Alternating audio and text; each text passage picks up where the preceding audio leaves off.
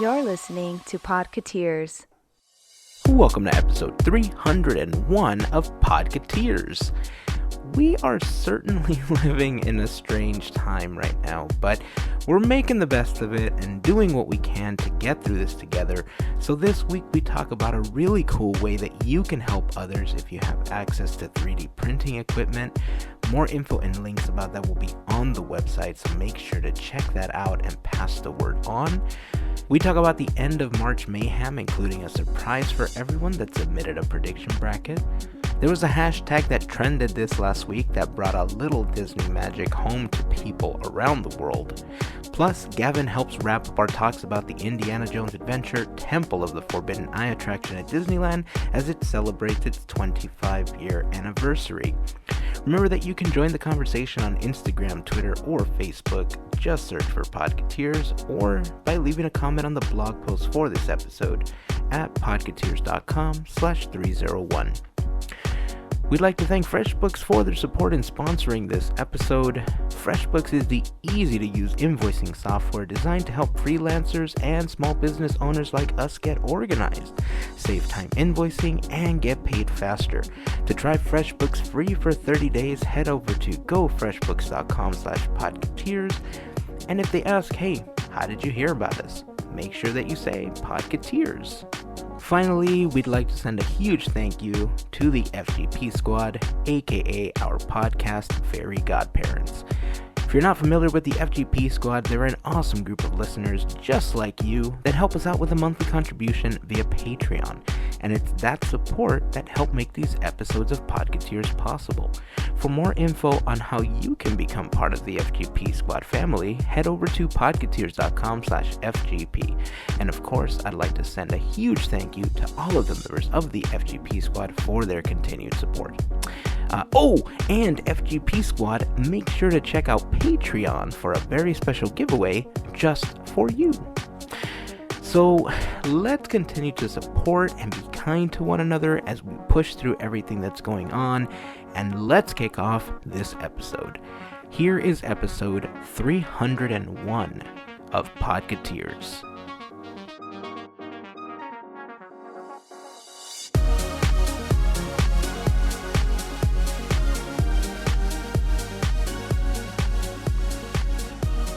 Good? Yeah. Nice. I was starting to wonder what kind of Mickey Mouse operation we're running here. Oh, but Woo!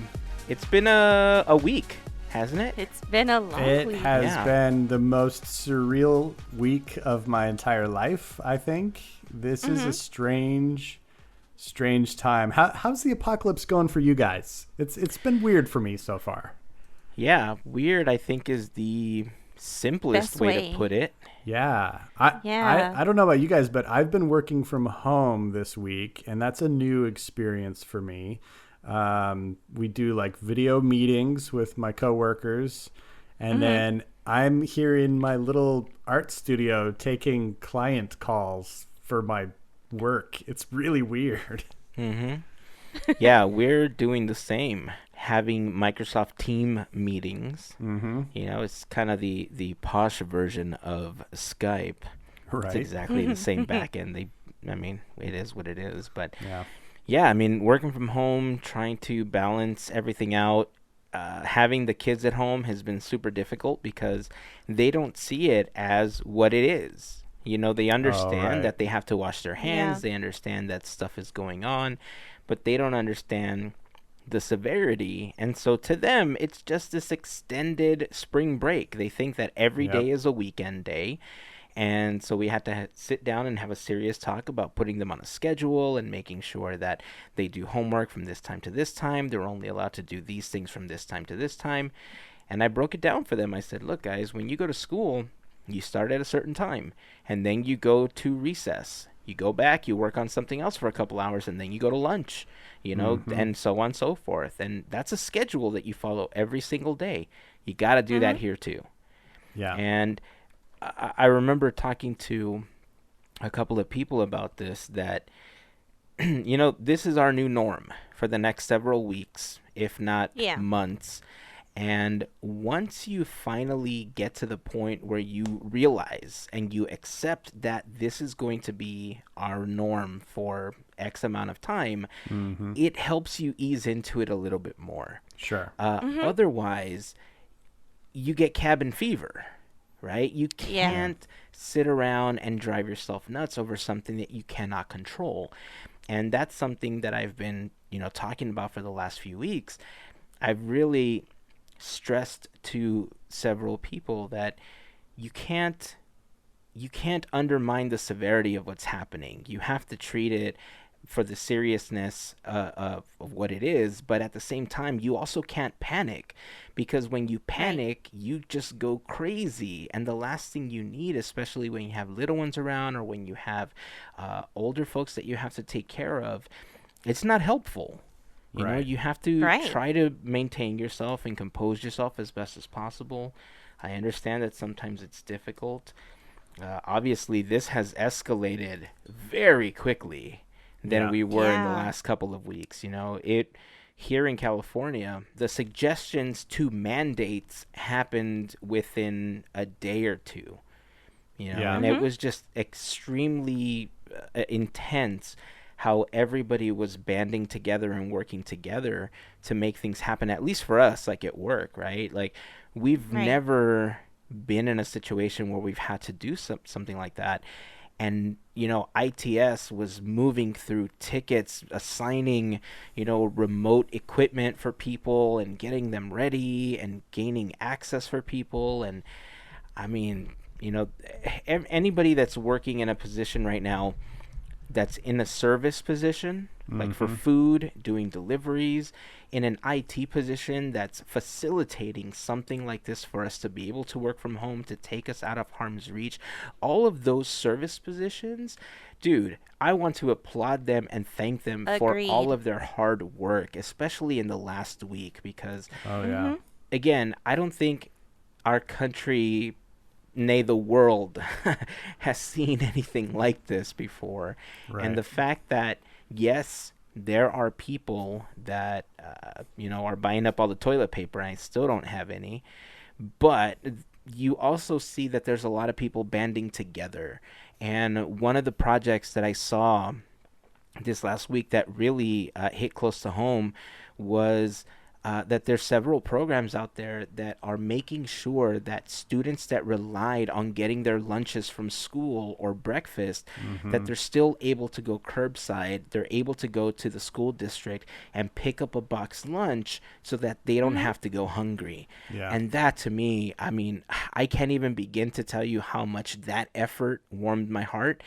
There's a couple of different ones that I'm going to work on posting on the blog post for this episode if you have the means to help. Some of them use text messages to donate $1, $5, $10, whatever the case is.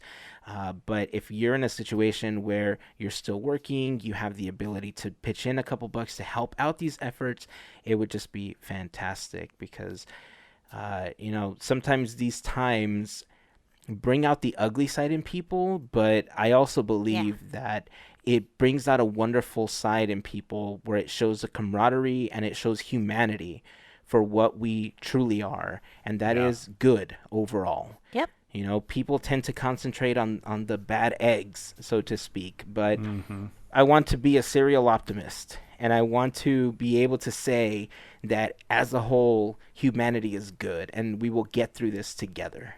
Yeah, it's been interesting, because I think most of my initial fears were less to do with the virus and more to do with people's reaction to all these ideas of quarantine and possible scarcity and things like that. And I was more afraid of, just people than anything. And it's been interesting to watch, because I feel like for the most part, it's been a more unifying event than a chaotic or anarchic event. I feel like where this could have turned into, looting and, real, bad news at retail outlets, it hasn't been. And that's been nice to see. And, it's really cool to see how people that have the ability to help are trying to help and do what they can. I know that I don't have a whole lot of details, but the company I work for, Matter Hackers, we're in the additive manufacturing space, selling 3D printers and things of that nature. And we have a huge network of clients that are in the medical field, but then also in various types of manufacturing. And we just launched a big hub this weekend that we're going to be promoting this week to kind of get people who have resources to make medical devices or pieces of medical devices at home or at their business because they have 3D printers, matching them up with medical entities who need those things, who can't get it from other venues. That's fantastic. So yeah, it's this really cool thing that we're trying to do because we're like the center part of a network, and we're just trying to leverage that information and get the right people talking to each other so that more of this can happen. There's lots of people that are already printing masks or parts of masks for themselves and for healthcare workers. And, the more we can get that happening, the better off the planet can be. Is there some kind of website where people can sign up for that? Or it's a registration thing. We can include it in the blog post. I will send you the link. Yeah, that's fantastic. I think I know that there's a lot of cosplayers that have 3D printing technology because they build a lot of their cosplays strictly, or a large percentage of it is 3D printed, especially when they have these elaborate suits, right? Yeah. So the more we can spread the word for people to help out like that, I think it's going to be fantastic. It's funny because I talked to Mel last week about going to the park last weekend. And I thought, what? I've been working super hard. I'm going to take a day off. I'm going to go watch the new parade, enjoy a Disney day, sit down and soak it in. And then the park closed. Yeah. And I thought, okay, I get it. You can't have more than 50 people or more. I totally understandable. No problem. I'm going to go watch Onward. And then all of our movie theaters in the area closed. And so I thought to myself, okay, well, we'll find something else to do. Then we got the announcement that several films from Universal, Disney, they were going to be released as video on demand. Yeah. Onward being one of those titles. Onward's only been in the theaters for about 2 weeks. It's being released as video on demand for $19.99 to purchase a digital version of it. You can't rent it right now. And then it's coming to Disney Plus on April 3rd. I think this is great for anybody that didn't have the opportunity to go see it. I actually considered purchasing it, but I think I've talked to you guys before about how I'm all about having the physical copy. I love having the physical Blu-ray. Yeah. And so I'm going to wait for the Blu-ray to arrive to purchase it and then get my digital copy. Yeah, so at this point, I'm basically going to wait for April 3rd to watch it on Disney Plus. One thing that I was concerned about with this film is, first of all, I've heard nothing but good things about it. Oh. I heard you and Josh talk about it on Animation Station. Yeah. And I was super excited to go watch it. My concern is that when you go to a movie theater, you're spending approximately $12 to $24 to go watch a film. And so the large majority of the money that these studios make is from ticket sales and basically distributing it to all of these movie theaters. Because of what's happening, perspective of this film might turn out to be in the future that it was quote unquote a flop because it didn't make the money that other films have made. Tell me how you feel about that. Yeah, I've had the same thought, but I feel like there has to be some sort of asterisk in the record books, right? Next to all the movies that are in theater right now. Some of them are lucky. They were supposed to come out this week or next week, and they got to say, okay, we're going to wait. And, I thought initially that maybe Onward they would re-release later, but based on what they've announced their plans are, I doubt they're going to do that.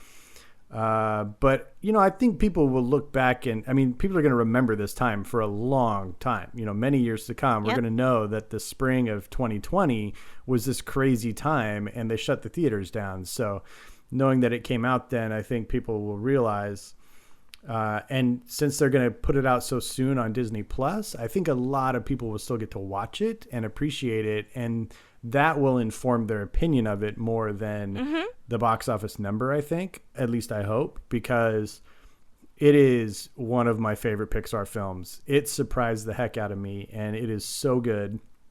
And I hope everybody gets a chance to see it. And yeah, it was freaking fantastic. See, that's what I was wondering. I was wondering if they were going to put like the asterisk that you just said, because it's not fair. It's not fair to the film if they deemed it a flop. I mean, this is something out of our control. But I'm curious for April 3rd because who knows? This may be that #1 movie that's streaming, and we'll see like an influx of popularity and whatnot. So I mean, I'm hoping that carries on to the film, and it's, I guess it's history per se, or it's legacy. Yeah. Yeah. It's something like that. So, I'm actually just excited for April 3rd. I wish I could own the film, but I can't because of means right now. Well, I'm just excited for April 3rd for you guys to get to see it, because it's so good, man. Like the two most recent films from Disney and Pixar being Frozen 2, I mean, I guess technically Spies in Disguise as well, and Onward, like they're all so freaking good. Like, to me, they're all just top-notch films. So they're just hitting on all cylinders right now. And I want everybody to be able to watch all of these movies, and I can't wait for April 3rd because of that. It's the next step in Pixar's progress, and it's so good. That's Even awesome. even if they can't see the movie yet, go listen to the soundtrack. Yeah. It's really good. It's really good. It gives me Guardians. I can see that. Oh, interesting. yeah. Is it different artists for it? Well, no, it's not actual like pop songs or rock Oh, okay. songs. It's like they wrote a score that like mimics, classic Yeah. sounds, but Interesting. it's all original. Yeah. That's very cool. Yeah, I'm sure that at some point, like you said, there's going to be a snapshot of this time frame. From when it was released to what it made, video on demand, and somehow there's going to be a way to adjust for the loss in the markets and how much it would have made had it been out, and they're going to account for the views versus, and there's going to be some kind of equation that's going to give us a representation that will make it look like it made the money that it should have made out in the movie theater. But Yeah. I'm looking forward to it. Again, I've heard nothing but really good things about it, and I'm glad that even though things are closing, people are secluded to their homes right now. There's things to do. I know that Disney has made an effort not only to help us get through all of this as spectators, but I was really happy to see that through at least the announced closing, which was going to be like April or May, through the end of March, they've decided to continue paying cast members. Hopefully they continue that policy, and hopefully they continue paying cast members. We know a lot of cast members, and a lot of them work paycheck to paycheck, and not getting one of those paychecks is the difference between eating, getting gas, paying your rent or whatever. And it's not just at Disney, it's everywhere. And so the fact that all of these companies are working to somehow continue payments, working out structures where they can work from home, like we talked about earlier, again, it's humanity banding together as best as possible. And again, we talk about the ugly side a lot. It's what we see in the news all the time, but overall, again, I just want to believe people are good, and I want to continue believing that. Speaking of good for a lot of spectators, we're going to pivot hard on this because March Mayhem ended this last week. Oh boy. This has been the longest gap of me not being on the show in a while, and I haven't been able to talk about March Mayhem at all on the show. So I've been listening to you guys give recaps every week, and I'm dying, man. This this crazy tournament that we do every year, it always shocks the heck out of me, man. Like I never would have predicted Moana in the final for the championship ever, right? I mean, there was a lot of things in there that I thought were, I felt like were maybe a little surprising, but pretty much I expected. I didn't see a whole lot of surprises until I saw Moana just keep going and going and going and going, and then beating Snow White. Come on. What? Yeah. How does that happen? But I was actually pretty pleased with the ultimate winner. And I thought that was pretty good. I picked Lion King to beat Aladdin in the first round. And I think if it had, I think it probably would have made it all the way to the final, just like Aladdin did. But I'm pretty pleased with Aladdin coming in strong at the end. Yeah. You know, I was wondering while the tournament was going on if there was any correlation to the voting process for people that may have seen the animated feature but focused their vote more on how they felt about the live action one. Oh, that's and interesting. And the reason I thought that is because when you look at the bracket, I thought that one of the original princesses was going to win, right? Either Snow White, Cinderella, Sleeping Beauty. You know, there's a legacy that these bring with them that I really felt was going to bring it all the way home. However, we're in an era where we are empowering women, and Moana is one of those films. Moana and Princess and the Frog, I think, were two very wonderful examples of how you want to put that forward. Right. Yeah. And so I started to wonder, are we going to see what we consider an underdog in most cases take it home because of that message of empowerment? Yeah. And I thought, man, that's going to be super cool to see if Moana takes this entire thing. Yeah. And then I thought, well, Aladdin made it to the end, but in the animated film, it's more about the genie and Aladdin's relationship, but in the live-action one, it's more about Jasmine's journey. Yeah. And I thought, how many people's votes may have been influenced and brought her to the top to make it Jasmine versus Moana? That's true. But on that same note, though, I was surprised that Frozen didn't win because of that. In the very first matchup, it lost to Princess and the Frog, and I was surprised by that. I really thought Frozen was going to beat Princess and the Frog. That's why I seeded it as the top movie in that quarter of the bracket, because just based on its sheer popularity, I really thought it would win. So I thought of that one too. And the only conclusion I could come to, whether this makes sense or not, is that pretty much everything else in there, with the exception of maybe like Zootopia, is animated. And those are more 3D than anything else. So they're not really in... I know that it was an era challenge. You know what I mean? But I think it was more to do with the age brackets of our listeners. Because I think we have most of our listeners, I feel, are in the age range of all of us. And the Frozen popularity skews to a younger demographic.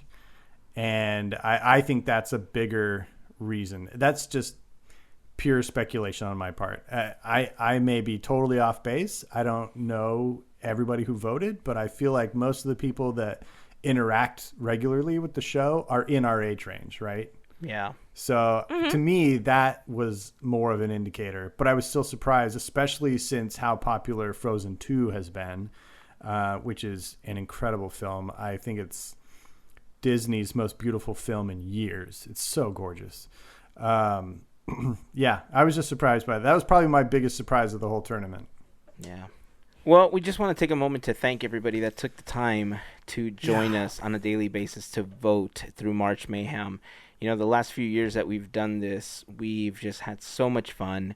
This might be my favorite bracket of all the ones that we've done so far. You know, we did Disney really characters and attractions. And yes, even though Haunted Mansion won the attractions one, I feel like this one was more intense. I do too. feel like there was more emotion. It was a generational battle, and anyone could have taken it. Like any film on that bracket was good enough to take this entire tournament. Yeah, I agree. And Aladdin ended up taking the entire thing. So again, we just want to thank everybody for their participation. We have a surprise for all of you that had the opportunity to submit a bracket and go through this entire process with us. Gavin, tell them what they could win. Yeah, so we're going to take all of the people's brackets for the folks that turned brackets into us. We're going to score them.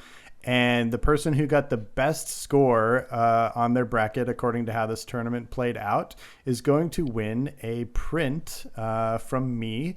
And it is my latest Disney-themed print, and it is called The Oasis, and it is an Aladdin-themed print. So it's perfect for this competition. It features Genie, Aladdin, and Abu flying into the Oasis on the magic carpet. If you want to check it out, you can go to my Instagram, Gavin Otteson Art. But we will calculate the winner and notify you. And you can just send me your address once you're notified, and I will mail it off to you. And once we figure out the winner and we contact them, obviously we'll post it on Instagram so you know who won. But yeah, once again, thank you everybody for just participating. We love listening to you. We love talking to you. We loved your comments. We love seeing your brackets when everybody was posting them as your predictions. So yeah, we talked about doing this again as a form of doing something so people don't lose their minds. Do you think we have enough to do another one like March Mayhem in April? Well, I was thinking we could do, because we could do like April Anarchy or something. I mean, we could call it the same thing, but you know how the Guardians of the Galaxy Volume 2 logo has like the Volume 2 in red at the bottom? We could do March Mayhem in April. There you go. I mean, we could do something. There's certainly enough films left. We only used 16 films, and there's like 60 now. So there's a lot of films left. We could do, an underdog bracket or something like that. Yes. Get films like Meet the Robinsons on there, and maybe even like Home on the Range or something. Yes. Well, I know that there's going to be some people when they see that film that they connect with that's an underdog, and it's not on the bracket. They're like, well, what about mine? Yeah, of course. I mean, there were some that I really wanted in this bracket that I just couldn't justify putting on there.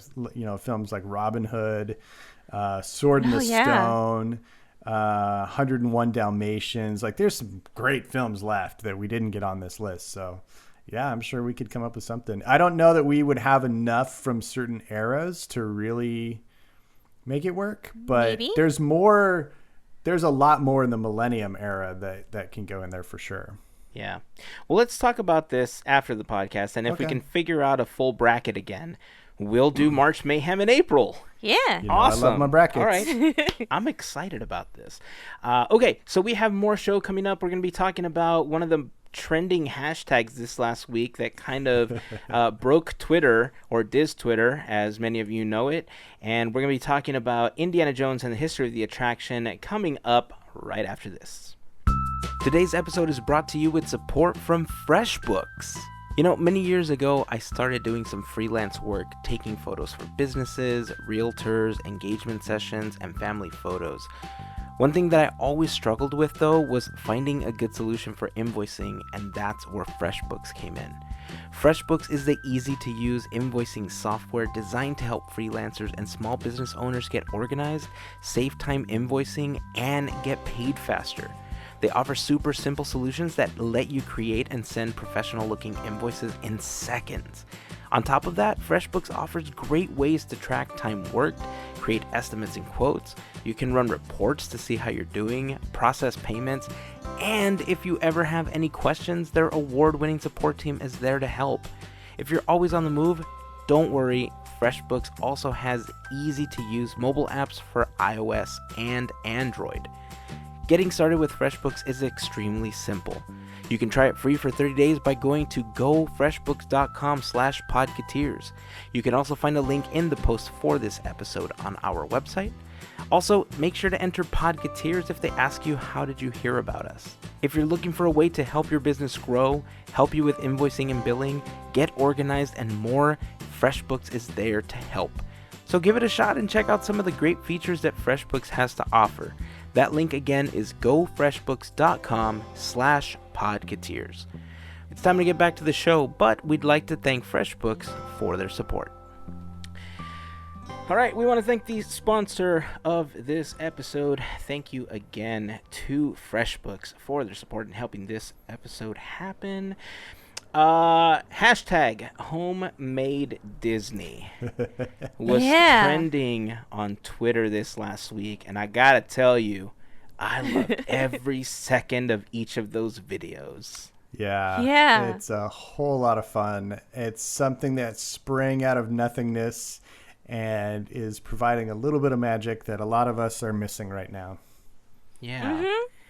Oh my gosh, yeah. All the creativity, love it. Yep. I am like eating every second. It's so good. What are some of the good ones that you guys have seen? Indie, Splash, Space, Test Track. Wow, I haven't seen any of The those. Winnie the Pooh one was really good. Yeah, though. Winnie the Pooh. The Pirates of the Caribbean, I think, was the one that sparked everything. Or at least that's the one that gained the most traction. Okay. And then from there, people posted, I think, the Winnie the Pooh, and then I saw Splash Mountain. No, I saw Indy next, saw Splash after. And then they just kept coming. See, I'm not on Twitter, so they have to be like reposted somewhere else for me to see them. So Charlie has shown me a couple off of Instagram, and I think I've seen just a few. I've seen Soren, which was hilarious because she put her feet up in front of the screen and like kicked her feet, right? It was awesome. And then the same person did a really good Haunted Mansion one. I haven't seen the Haunted Mansion one. Yeah, it's awesome. It's really good.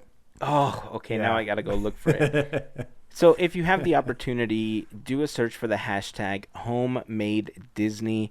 These videos are super creative. Again, it's just a little bit of creativity and a little bit of Disney magic from people across the U.S., maybe even around the world, that are creating these attractions in their living rooms, in their homes, just to pass the time. You know, some of the detail that goes into some of these, I just think is super fantastic. Yeah. If any of them are posted on Instagram, it's easier for us to repost them. So if we find any, we're going to post them in the blog post for the episode. Head over to podketeers.com/301 in order to check those out. And if not, we'll post some of the tweets that we saw on Twitter, so you can go over to Twitter and check them out there. Okay, so I don't think you have your own homemade Disney, Gavin, of Indiana Jones. No, I don't. I think you have some information about the history of the attraction. Last week we had Mel give us a rundown through memory lane of all the films of Indiana Jones, just recapping what each film entailed. And now Gavin is going to bring that home back to the parks at Disneyland, talk about the attractions. Take it away, dude. All right. Yeah. After listening to last week's episode, I remember, Heyzen, you were saying, you know, that recap was great and it just makes me want to rewatch the movies. Well, I did this weekend because it got me excited too. Not that I need a big excuse to watch my favorite film franchise, but I watched... Even Crystal Skull? Wait, there's a fourth indie movie? Oh, see, I got the box set and there was like a fourth disc, but I thought it was just like a drink coaster. It's a movie? Interesting. Oh, I must have blocked that out. Yeah. Yeah, interesting. Interesting. See, I'm not alone. No, the original trilogy of Indiana Jones movies is my favorite film franchise. Raiders of the Lost Ark is pretty much my favorite film of all time. So I loved listening to those recaps, and it got me so pumped that I rewatched all of them yesterday. I just had a marathon in my studio. It was awesome. Nice. But like so many people, I am missing the park like crazy. And one of my all-time favorite attractions is the Indiana Jones Adventure. So I'm happy to geek out about that attraction today. All right, here we go.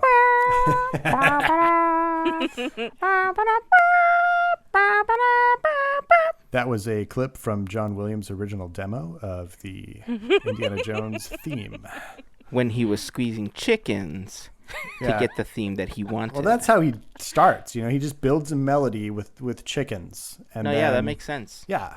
I think that's in the direct lineage of musical tradition, like down from Beethoven or something. Oh, yeah, that tracks. Yeah, chicken harmonics, right? Yeah, no, totally. Perfect. Okay. That's why Gonzo does it on Muppet Babies. Wow.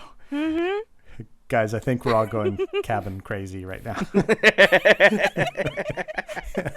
We're going nuts. All right, Indiana Jones Adventure. Let's go, for real. All right, so the Indiana Jones Adventure is one of the most amazing attractions in the world. It opened on March 3rd, 1995. That's why we've been talking about Indiana Jones this month, because it is the 25th anniversary of that attraction.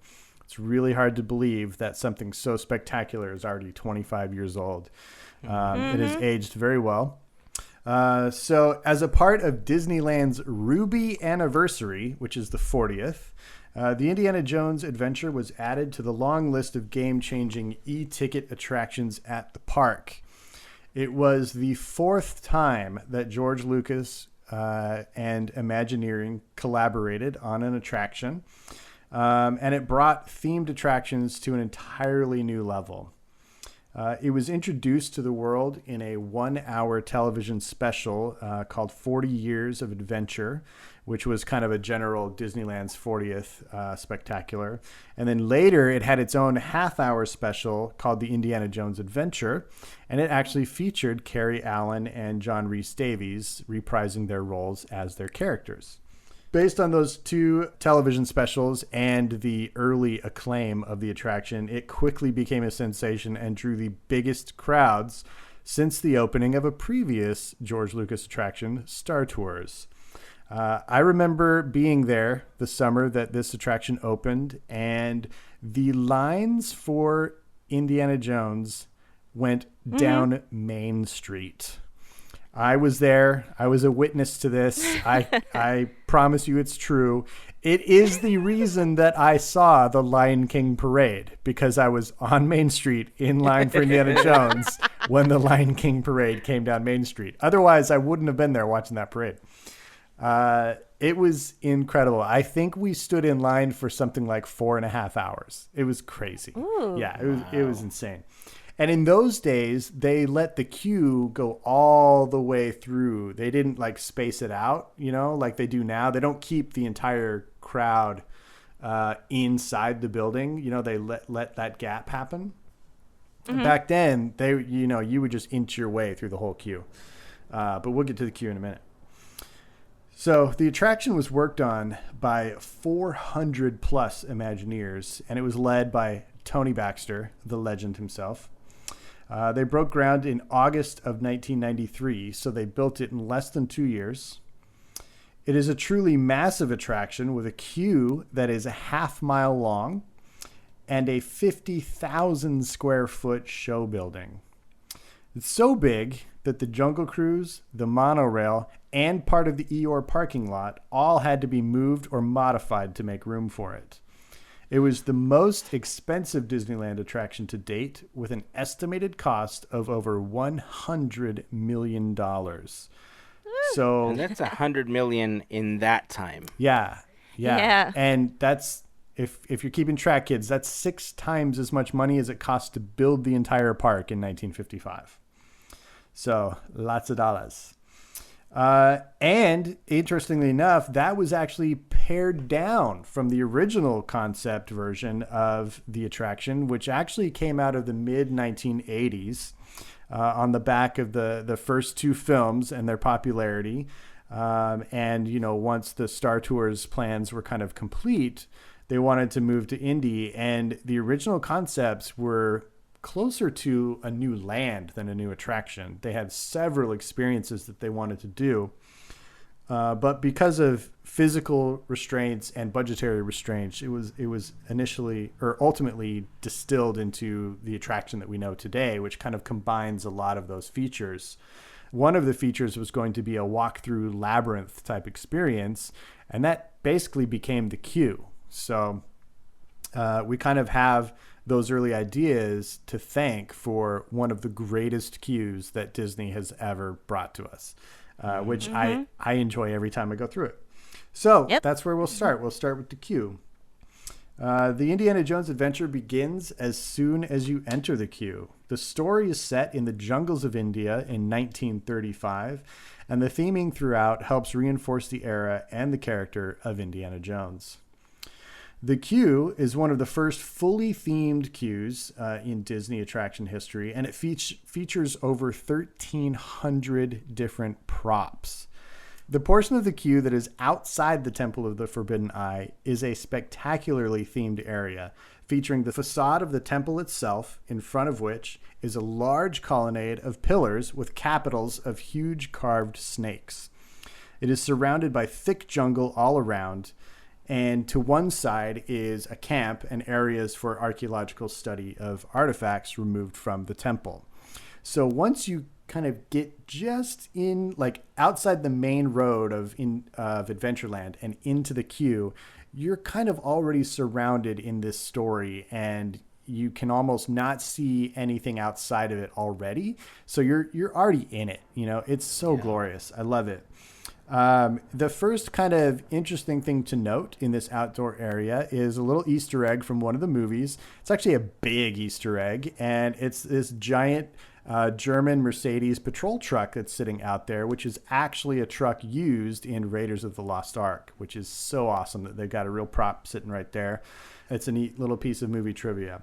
So once you kind of wind your way through this little colonnade, you're taken up a ramp, which takes guests safely around the crumbling steps at the entrance of the temple. And the first thing you see once you enter is this large wall painting of Mara. And Mara is the deity of this temple. And, it's the power that makes everything happen that happens as you experience this temple. But I love that painting when you walk in there. It's such a beautiful touch because not only is it spectacularly rendered, it has the incredible theming of aging and patina, and it looks like it's been there for 2,000 years, like the story's telling us. It's very, very well done.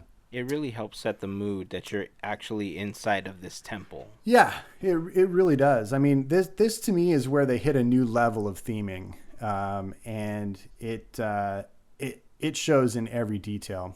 So after this point, when you see this very first little room, along the way, guests will notice that there are petroglyphs along many of the walls.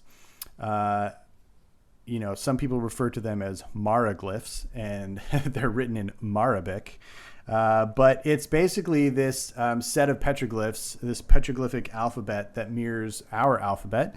And in those initial months of the attraction's opening, they actually handed out these little babies, these little decoder cards. I have my original one here from 1995. Yeah, that's pretty beat up, it's man. In bad shape. I carried it in my wallet for probably 15 years. Like this went everywhere with me.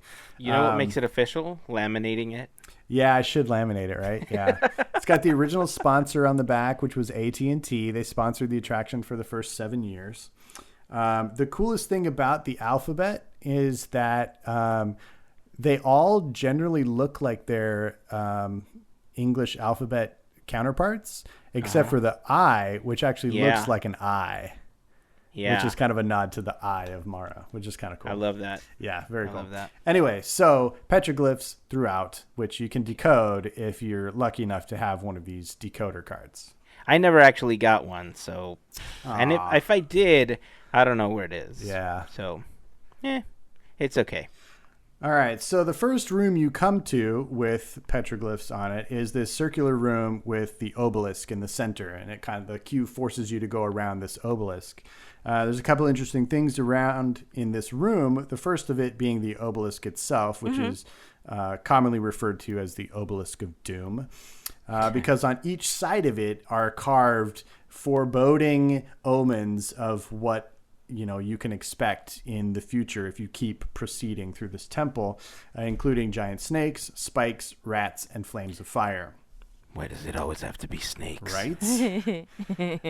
The other cool thing about this room, and I learned this recently when Mel got to do that cool tour of the attraction, but there are random little sections of petroglyphs in this room, and they're actually the initials of key people who worked on the attraction, including Tony Baxter. I thought that was a really cool secret that I never knew of before she got to do that tour. You're welcome. Yeah, thank you. So a few more twists and turns take guests into an area that's full of defensive booby traps that were built into the temple to protect its treasures. So the first corridor that you come to is one that has floor spikes and ceiling spikes. And this is very reminiscent of Temple of Doom. And if it's triggered by, making the wrong move, touching the wrong thing in there, the ceiling could descend and both impale and crush you. And there's evidence of this happening in the past by all the impaled skeletons around you. It's awesome. I love it. This is one of the things that I'm hoping that they can kind of update and fix up with the current refurbishment, because it's kind of been in a little bit of disrepair in recent years. Following that is a section where there are large stone blocks suspended above you, and if you step on one of the diamond-shaped trigger stones, one of these blocks will crush you to death. And thankfully, it looks like Indy has preceded us and shored up all of these blocks with planks of wood, with shims that he's shoved in there to kind of hold them in place. So we're safe, but I don't think you can be too careful. So every time I go through, I avoid the diamond-shaped stones, and I encourage you all to do so, lest you be crushed. Man, that Indy, what a stellar guy. Right? He's so thoughtful. He is. What a guy. So, if you make it through those sections safely, you'll come to a large circular room, a rotunda-like room with a domed ceiling that's painted. It depicts Mara and supplicants that have benefited from the deity's benevolence. To me, this is one of the most impressively themed rooms in any Disney queue and almost any Disney attraction. It is a beautiful room, and the cool thing about it is the queue allows you to kind of snake through it, so you get to see it from all angles and really experience the room. You get to see the scaffolding that has gone up by the archaeological crew, and you get to see some of what they're working on, and you just get to see the 360 view of the room itself with lots of cool details like crumbling, aging effects and tree roots coming in from the ceiling, really kind of making it feel like it's super old and like it has been rediscovered for the first time in thousands of years. In the center is like some sort of like a well, and there's somebody working down there, and there's a rope that decent people don't touch because there's a sign that says don't touch. But if you do, you might shake loose an architect and he might be angry at you. It's really cool how they made this interactive. It's the first queue that I was aware of that was interactive. I don't know if any other queues predate it that had real interactivity, but to me, this is the first one that I ever experienced. So to me, it's still my first love as far as queues go. It's interesting to note that at this point in the queue, guests have already walked to the back of Adventureland, under the railroad tracks on the berm, and are now in a show building between the park and the tram loading area. So like Pirates of the Caribbean in the waterfalls and the boat ride through the caves, and like Haunted Mansion in the lift room and the walk through the portrait gallery, we've exited the park into a showroom outside the berm. This one is a longer journey, but more exciting one, I think. This queue is just epic. So after the rotunda room, you come into a chamber with a barrel vault where a projector and movie screen have been rigged up to provide guests with some important information about their journey through the temple. And who's giving us this information? None other than our favorite pal, Sala, from the films. And I love John Rhys-Davies, and I love his character and the kind of boisterousness and warmth that he brought to that character. And, he spares none of that for this film. It adds so much to this storytelling that he is there telling us. And, he's worried about his friend Indy, who's gone into the temple and not come back out. And They've also populated it with newsreels of the day, which have been so well created. They just feel like they're right out of the movie houses of the 1930s and those classic newsreels we would see back, from back then. I love those newsreels. Yeah. Those are my favorite part of that. It's so cool. It's kind of a weird spot where they kind of hold you for a second. So it's nice to have that thing going for something to kind of look at and watch. There is another Easter egg in this area, and I personally only recently became aware of it myself. And because I haven't been to the park since I found out about it, I haven't been able to see it myself, but I'm told that there is an Eeyore icon from the old Eeyore parking lot up in the scaffolding area. In the rafter scaffolding. Yeah, and I haven't seen it, but I'm also told that if you ask a cast member, they will kindly shine their spotlight up there so it's illuminated so you can see it, because it's kind of back in the shadows, as I understand. So keep an eye out for Eeyore up there, which is cool. I like when they do that. That's why I'm really hoping Flick will be in the Ant-Man thing at Marvel Avengers thing. Avengers Campus. Avengers Campus, that's it. Sorry. I still call it Star Wars Land too. I stayed quiet on that one. It is Avengers Campus. Sir. Avengers Land, got it. I would have still accepted Stark Park, Stark but it is Avengers Campus. Which, by the way, I haven't really told anybody. I haven't posted any of this concept art or anything, but before everything got shut down, I started working on 3 new shirt designs because when I go to the park, I wanted to represent with very Marvel-inspired T-shirts. And I had 3 new designs that I may give people a sneak peek on Instagram, maybe this week, inspired by 3 of my favorite franchises in the Marvel universe. Nice. I may make more. I don't know, but those were the ones I was already working on, and I was pretty psyched to finally finish them. Well, so I'm sure they're... More on that later. Yeah, I'm sure people will clamor for those. Yep. So once we get through this room with the films, we enter a small room where we see a little office that Indy has set up. There's tons of things in this little office. A few things of note, though.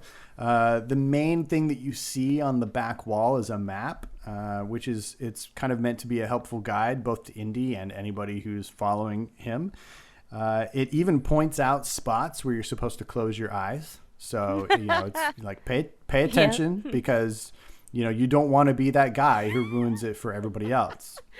Another cool thing, this is cool for Hidden Mickey fans. On the desk, you'll see poking out under something is a 1930s issue of Life magazine, which features both Mickey and Minnie on the cover, which is cool.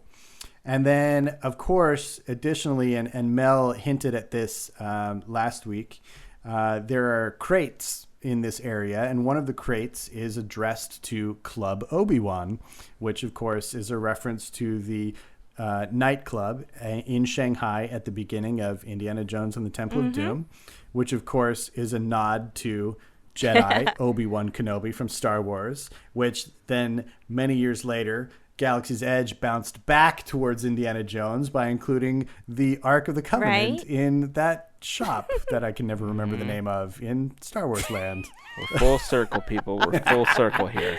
It's just basically a George Lucas love fest bouncing back and forth. It's called corporate synergy. Yeah, it's beautiful. I love it. It's so cool. So after this, a few more twists, a ramp, 2 flights of stairs bring guests to a loading area of the attraction in the heart of the Temple of the Forbidden Eye. The rest of the adventure is experienced on troop transport vehicles, which were a groundbreaking new ride vehicle system called Enhanced Motion Vehicles, or EMVs. So these intelligent cars allowed for randomization of movement, sounds, and surrounding effects for an unpredictable experience every time. So we've kind of gotten used to rides with variety, like Guardians of the Galaxy or even Star Tours now with the different scenes that they can show, things like that. This is on a different level, though, and it's on a subtle level. And it's the reason why you can ride and you never quite know exactly which way the car is going to shimmy and shake and dip and dive and do all its maneuvers.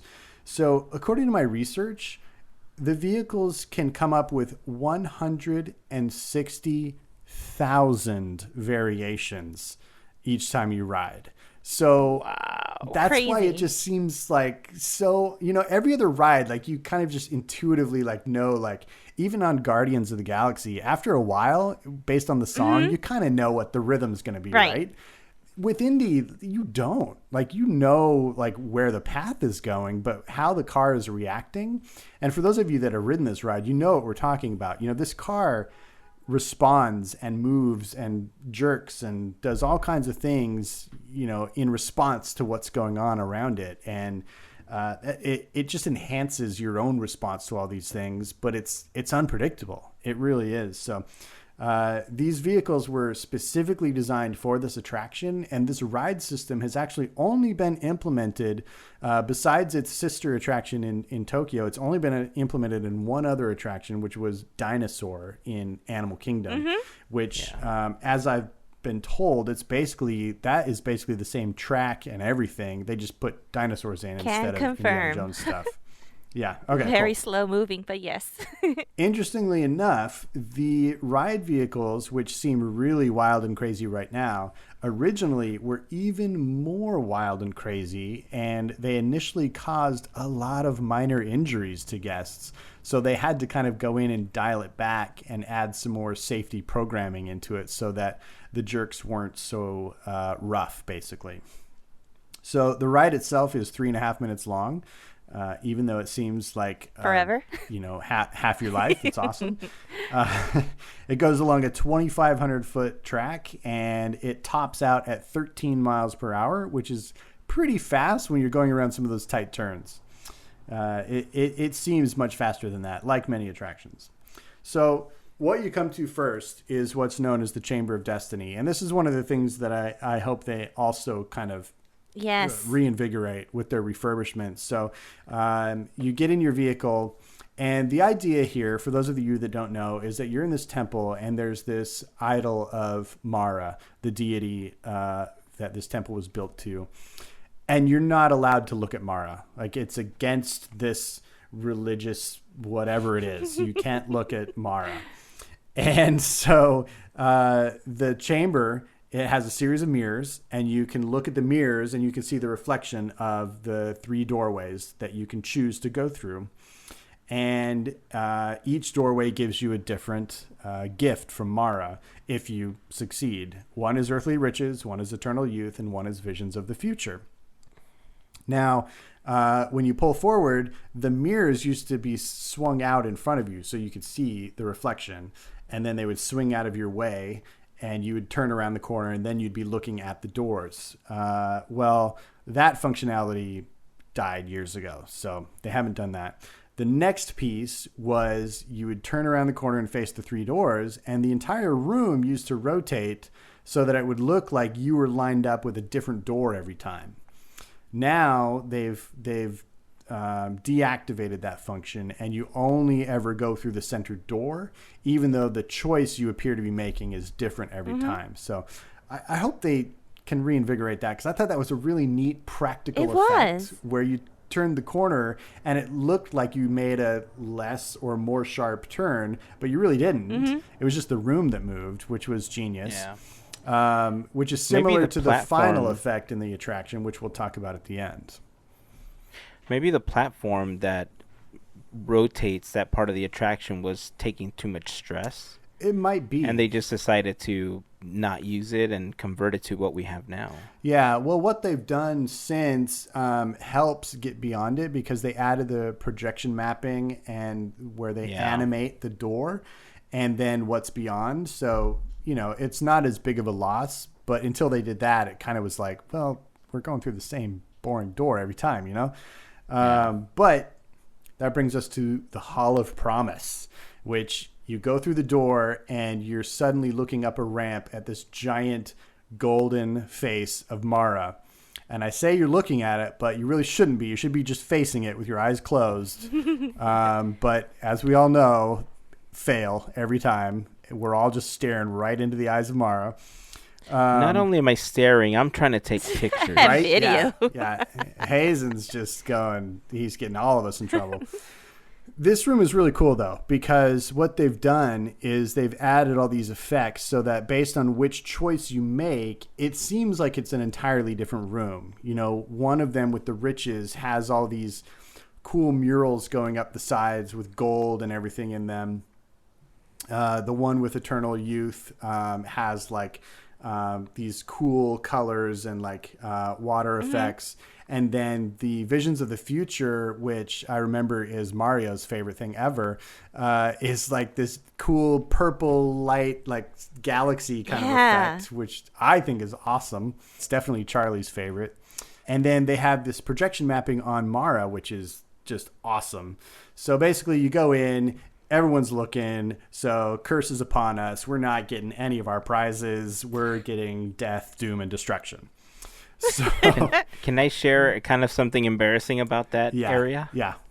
So it took me years of riding that attraction before realizing that there wasn't just a stone carving of Mara's head, but that there was also hands underneath the carving. Yep. Like I never noticed the hands until one day I got home and I started editing a photo that I ended up posting on my Instagram where I saw the hands. I was like, wait a second, how long have those been there?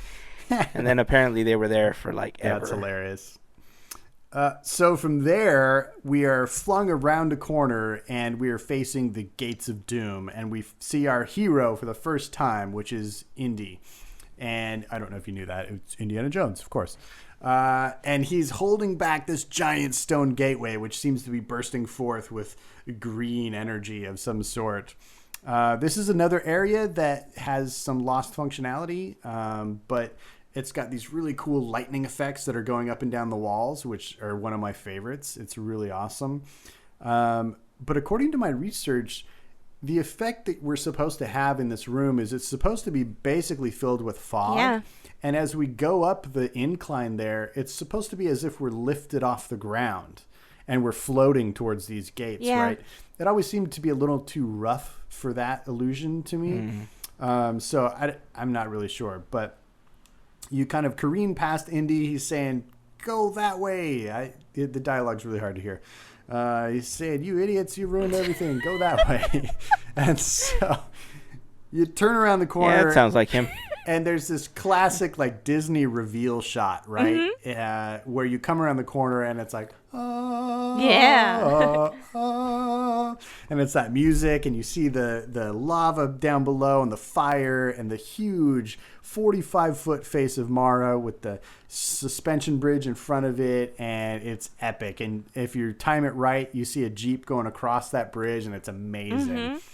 But you can't go straight. You got to go a different direction because it's basically a cliff. So the Jeep careens to the left and you fly through a catacomb full of mummies and skeletons. And it's probably my favorite scene in the whole ride. I just love it because you're whipping through there and the skeletons are flying out at you. And it reminds me of Raiders of the Lost Ark when they're in the Well of the Souls and Marion's just freaking out. I love it. But there's a cool Easter egg in here. Another one which I've never seen before because you're flying through here at the speed of light, it feels like, even though it's 13 miles an hour. And it's that there is a skeleton with a set of Mickey ears on, which I never knew about. And apparently it's even embroidered with the name Bones, which I think is awesome. So I will be keeping an eye out for that once I get back to the park. From there, we go to another corridor, which is, to me, a very strong reference to Temple of Doom, where it's basically dark. And so your Jeep turns on the headlights and the walls are just covered in bugs. And, you can hear them like crackling under your tires and it's super gross. And basically you just want to get out of there right away. So you do. And you head towards the scary rope or suspension bridge over the lake of lava. And again, this is another effect that if timed right is really cool. And so it's supposed to be that there's a car on the other side of you that's coming at you and swerves out of the way. And at the same time, your bridge begins buckling under the weight of your vehicle, and you skid off of it really quickly into the next room. When it's timed right, that all is awesome. Based on how crowded it is that day, may or not be the perfect timing, but it's awesome to be in the center of that room, though, because you can look down, you can look side to side, up, down, everywhere you look, fully themed, and it is so impressive. So then we get to Heyzen's favorite room. It's basically a room filled with snake carvings, snake paintings, and, totally. A giant snake. Yeah, my favorite of all time. And I think I've mentioned it on the show before. Like, the giant snake is the only thing I kind of have a problem with, because it seems a little outlandish, even for the world of, mythology coming true that is Raiders of the Lost Ark, right? Like a giant real thing doesn't seem to fit to me, Like, I don't know. I wish it was more of, like, if they made like one of the stone snake pillars look like it was coming to life, or maybe even just falling. Right. I don't know. Like, less cartoony. That's the one thing that, I mean, it's a cool snake. Don't get me wrong. I dig it, but it reads a little more like Jafar as a snake than, something from Indiana Jones. But next we kind of careen down a hill and we go behind the face of Mara, getting really close to that lake of lava. We see a really dark chamber where it looks like there's some ritualistic things going on. Lots of fire, candles. And we see an apparition, which I've seen described as a demon. I've seen described as the ghost of Mara. I don't know what it is. It's just scary as heck. And the whole room is filled with skulls, like piles of skulls, and they're all along the walls. And cool thing about that is there is exactly 1,995 skulls, denoting the year that the attraction opened. I did not know that. That is cool. Yeah. I didn't know that either. Nice. I learned that one today. That's super cool. Yeah, I thought that was awesome. And of course, from there, we jet across a small bridge and into the empty room, which is basically just a corridor of darkness. Yep. And my understanding here is that they kind of just ran out of budget and they couldn't fill this one little section. So they just decided to keep it dark, which kind of works. As you come out of that, all of that, stimulus from going through the whole room and all those other things, it's kind of nice almost to go into just a dark cave and just kind of be afraid because you can't see anything for a minute. However, I do hope that maybe they will be treating us for the 25th anniversary with maybe a new show element in there. I think that would be awesome. Same here.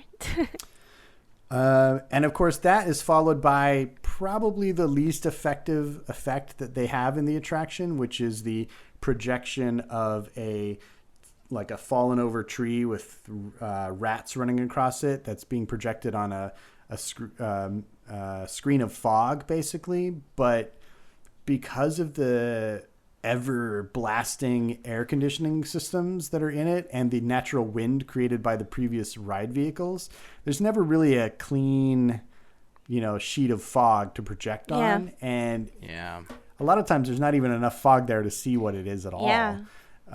So, that's kind of like, to me, like, that's the one spot that's like, you could turn that off. It'd be fine.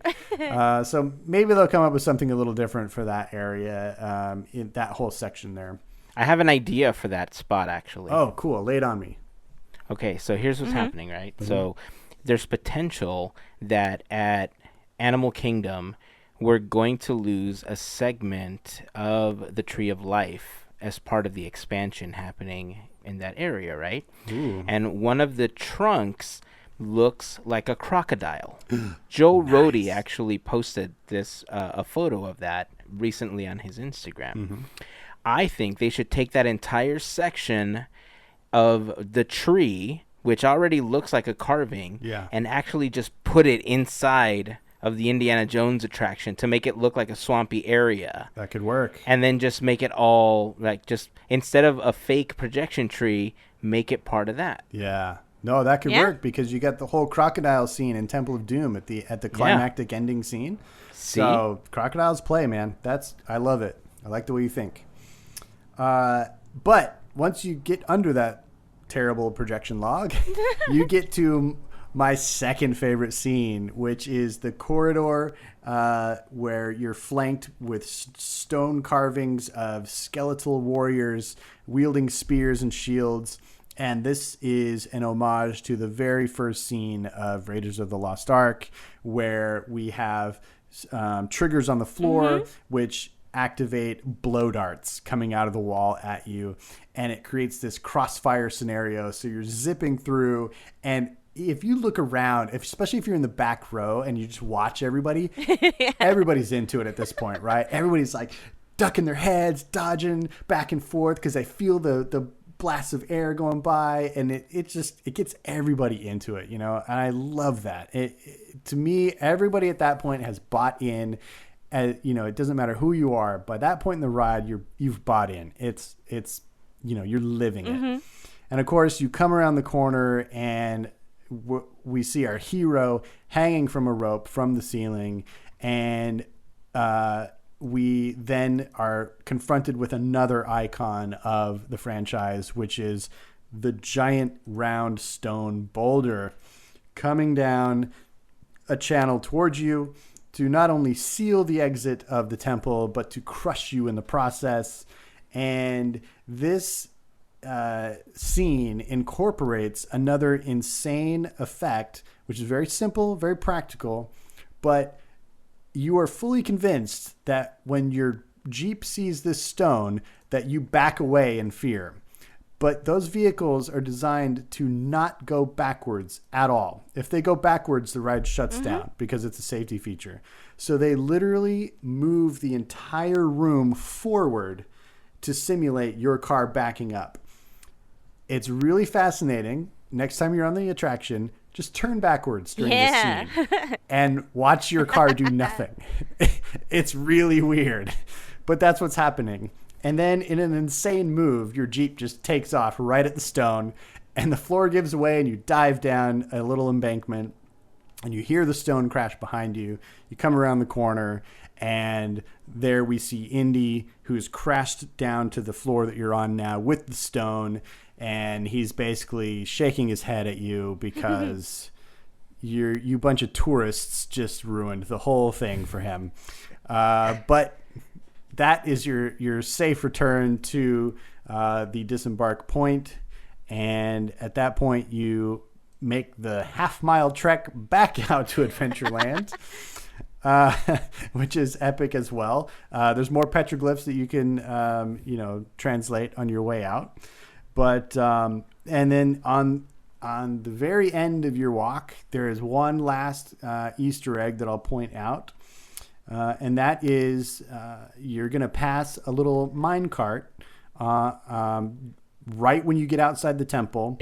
And that is another film prop used in Temple of Doom from that epic minecart chase scene. So it's really cool to have actual touchstones from the films in this attraction, all of which is themed from top to bottom in an incredible way. I think it to me, it was the most fully themed attraction they created, and wasn't really touched at the Disneyland Resort until, they got to like Cars Land, where like that whole land was themed on a similar level. To me, this attraction stands the test of time. I mentioned a couple things that I hope they fix, but even like setting those aside, this attraction is impressive, entertaining, and blows me away every time. I never get sick of it, to the point of, much to Heyzen's chagrin, when Charlie and I went to the 50th anniversary Haunted Mansion party, we rode Indiana Jones 6 times in a row because it was a walk-on.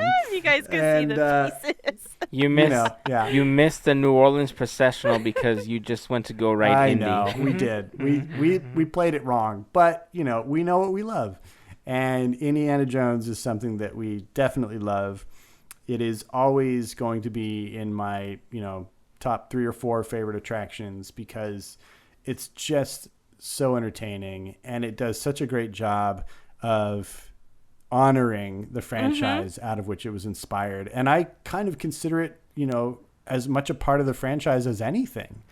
It is a part of that storytelling, and it's just fantastic. So I have been very long-winded. I could go on and on and on, and I'm sure Melissa could too. But that is the story of Indiana Jones Adventure.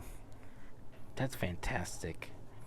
Yeah, I love it, man. The effect of where it looks like the car is going backwards.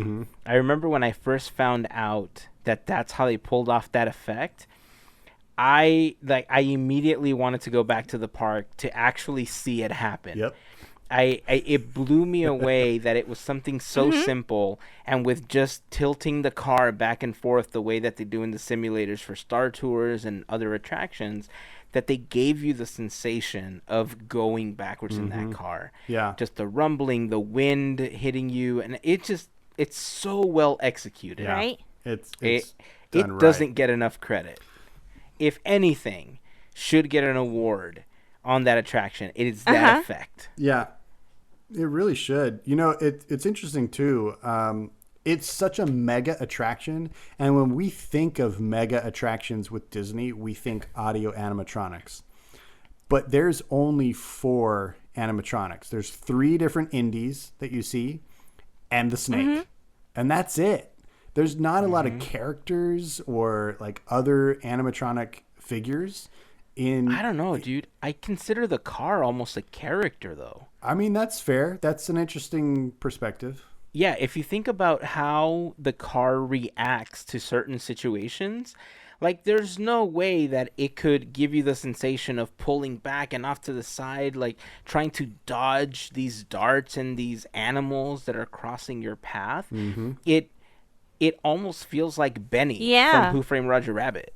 That's very, very fair, because it is providing a lot of your reactions for you, or enhancing a lot of your reactions. It's flinching away from things as it goes, and backing up from a stone boulder. I agree. I think it's okay. So it's got 5 animatronic characters then. Yeah. That exit. The moment you exit and you're into like Adventureland, just seeing the Jungle Cruise, all of that is like, that's probably one of the best exits. And yes, I may be biased, but it's one of the best exits going back into a land, because you're just stepping right back into the jungle. I totally agree. And the cool continuity of the fact that the scene that you can see in the Jungle Cruise is the India scene. Yeah. So it's perfect theming, man. The juxtaposition of those two things is just seamless. I agree. It's like Adventureland. I think we talked about this during our Adventureland episode, that I feel like it is the most thoroughly, completely, cohesively themed land in Disneyland. Besides Cars Land, at Disneyland, like, to me, it even beats New Orleans Square, because I think there are a couple of spots here and there that I would maybe change in New Orleans Square, but Adventureland is thoroughly and perfectly themed. Right? Yeah, agreed. I mean, it does help that it doesn't have a very large footprint. Sure. And they don't have to build outside of that, Right. But because once you get to the end where the bridge is for pirates and the Tarzan treehouse and stuff, it does break a little bit away from all of that theming. But you're right. I mean, in general, every other turn that you take, it's all Adventureland all the time. Yeah. Up until that short bend that you have to, turn over from Tarzan's treehouse, all Adventureland. And it is just fantastic. Yeah. It's so well done. One interesting thing that I found in my research, do you remember when we were doing Armchair Imagineering for Adventureland, and we basically all went indie crazy? And my idea was a restaurant called Junior's, and it was going to be back behind the Jungle Cruise, kind of next to the show building for the attraction. But I was going to ferry guests back there on a special Jungle Cruise boat. Remember that? And then you're going to have to take like a little jungle trek and get there. I found out that the original concept for once they figured out where the attraction was going to sit and how the queue was going to be, they were worried about the length of the queue, and they were originally going to use the Jungle Cruise boats to ferry people halfway back there and then stick them in a queue back behind the Jungle Cruise, which interesting. I was like, holy cow, Wow. I can't believe they were actually considering that. That's awesome. That's cool. Yeah, I thought that was really interesting. But now it works out perfectly, because if you have Adventure Sync turned on for Pokemon Go, you can hatch all sorts of eggs going through that queue a couple times. Oh my gosh. How did this get back to Pokemon Go? You're welcome. So for the longest, I thought Solo was voiced by John Rhys Davies. No, I actually got to meet Bob Joles, the voice behind. In the films that are in the film room, it's not his voice? It's not his voice. No. Oh, And I learned this like a few interesting. years ago. And they had this little indie panel, and he was in it. Mm-hmm. And I remember I was like, I have to go meet this guy. Sweet dude. Totally sweet. That's well, his voice has a lot of personality, Yeah. so I can imagine it would be easy to mimic. Harrison Ford is a little harder, Right. which is apparent by, what is his name? David Temple does the voice for Indiana Jones in the attraction. It's close. I wouldn't say it's spot on, but it's close. I read that Harrison, decided not to be the voice of the character in the attraction. I never found why, but I just saw that he declined to do that. That would be another cool treat, is if they just re-recorded the dialogue with him. Yeah, just to hear it. That would be cool. I think Harrison Ford is in a different place where he used to be. I don't know. He's been saying, he still says to this day that if they come up with a good script, he wants to do Indy 5. I think it was Chris Hardwick was talking about it to one of his guests on the ID10T podcast, where they were talking about Harrison Ford, and they were talking about how he tried to interview him, or he tried to like bring him in or something like that, and he felt like a totally different person. That after his accident, he felt like he was more engaged with fans because he felt that it was actually, good for him. To do something like that. So maybe before, like, he wouldn't have done it because just out of principle, like, he didn't want to be Indy again. Yeah. But now he's like, oh, I've been Indiana Jones. I've been Han Solo. And maybe now he's like, yeah, let's totally do it. And maybe now he'd voice it. Who knows? Yeah, that would be awesome. I would love that. Yeah. All right. Well, that was a fantastic way to wrap up the talks about Indiana Jones for the 25th anniversary. Thank you both for everything that you put together these last couple of weeks. I hope that everybody listening enjoyed that. We do have a special treat for the FGP Squad. We talked about a giveaway for all of you. And if you haven't had the opportunity to go on Patreon to check this out, we are giving away the 25th anniversary Funko of Indiana Jones that was exclusive to the parks. This is only available to the FGP Squad. Thank you, Melissa, for going to the parks to pick up this Funko for us. If you don't know what the FGP Squad is, they are a wonderful group of folks that help us out with a monthly contribution via Patreon. And it's that contribution that helped make these episodes of Podketeers possible. If you want a little more information on how you can become part of the FGP Squad, you can head over to podketeers.com/FGP for more information on how you can sign up. You can see a list of some of the FGP Squad members there as well. And of course, as always, to the members of the FGP Squad, we just want to send a huge thank you for all of your support. And this giveaway is exclusive to all of you as a thank you from us as well. So head over to Patreon. It's open to all of you. You don't have to enter. We're just going to choose a name at random, and we'll contact you as soon as we have a winner so we can figure out how to get this to you. Hopefully the mail keeps working. I keep ordering stuff from Amazon right now, and it keeps showing up. So all good, I guess, with the mail. Yeah, so it's far, supposed to yeah. keep going. So Yeah. Okay, so that is going to wrap it up for this week. Before we check out for the day, I just want to remind you, it's crazy right now. If there's a little bit of Disney magic that you can spread in any way, obviously, try to do that. Remember that we are all dealing with this together. Try to be as kind to others as you can. It's just an insane situation. But again, we have to try to stay as calm as possible. We have to be as vigilant as possible. We have to try not to panic, because panic is essentially what breaks down society. So let's try not to reach that point. Let's keep spreading this Disney magic like people were doing with the homemade Disney hashtag and all that stuff. Those were fantastic. So that's going to wrap it up. Until next time, keep dreaming, keep moving forward, and always remember to pass on the magic. Have a fantastic week, everyone. Bye. Made you look.